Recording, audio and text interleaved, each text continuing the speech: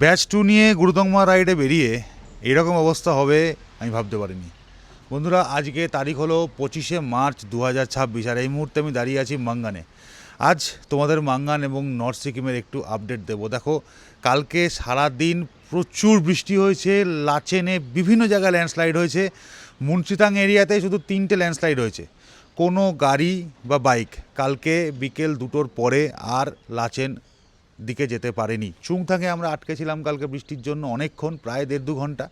তারপরে আমরা যখন লাচেনের দিকে এগোই তখন দেখি মুন্সিথাংয়ে যে নতুন রাস্তা হয়েছে তার উপরে ল্যান্ডস্লাইড হয়ে গেছে। আমার চোখের সামনে ল্যান্ডস্লাইড হয়েছে, আমি ওখান থেকে পুরো গ্রুপ নিয়ে পালিয়ে নিচের দিকে নেমে এসেছি।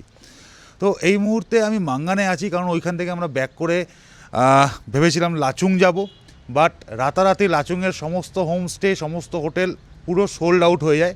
এই মুহূর্তে লাচুংয়ে কোনো হোমস্টে বা হোটেল ফাঁকা নেই, সব প্যাকড আপ। আমরা এখন মাঙ্গানে আছি। আজকে সকাল 11টার মধ্যে লাচেনের রাস্তা ক্লিয়ার হয়ে যাওয়ার কথা, বাট লাচেনের রাস্তা ক্লিয়ার হয়ে গেলেও গুরুদংমার বা থাঙ্গো ভ্যালি কিন্তু যাওয়া পসিবল হবে না। তার কারণ এই লাস্ট 3 দিন ধরে এত স্নোফল হয়েছে যে গুরুদংমারের রাস্তা কিন্তু বন্ধ হয়ে গেছে। থাঙ্গো ভ্যালির কিছুটা আগে অবধি গাড়ি বা বাইক যেতে পারছে। উল্টো দিকে লাচুংয়ের দিকে তুমি যদি যাও, গতকাল ইউমথাং অবধিও যেতে পারেনি লোকজন।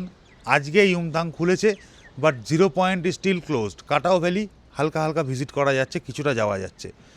তো এই হচ্ছে নর্থ সিকিমের আপডেট। যারা তোমরা নর্থ সিকিম প্ল্যান করছো, আপাতত 3-4 দিন একটু দাঁড়িয়ে যাও। এখন ওয়েদার কন্ডিশন আজকে একটু বেটার হয়েছে, রোদ দেখা যাচ্ছে, বাট বিগত 2-3 দিনে যা বৃষ্টি হয়েছে, উপরের দিকে এক্সট্রিম যে রাস্তাগুলো, গুরুদংমার লেক বলো, ইউমথাংয়ের পরের 0 পয়েন্টের রাস্তা বলো, সব কিন্তু এই মুহূর্তে বন্ধ হয়ে আছে।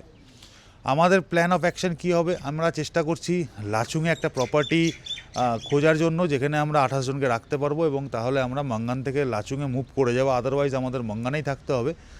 আগামীকাল আমাদের লাচুংয়ের বুকিং অলরেডি আছে, সো কালকে আমরা সেক্ষেত্রে লাচুংয়ের দিকে মুভ করব। যারা গুরুদংমার ভিজিট করতে চাইছো, নর্থ সিকিম আসতে চাইছো বাইক নিয়ে, তারা কিন্তু এই ভিডিওটা অবশ্যই সেভ করে নাও, অথবা ভিডিওটা তোমার বন্ধুদের সাথে শেয়ার করে দাও যারা নর্থ সিকিমের প্ল্যানিং করছে।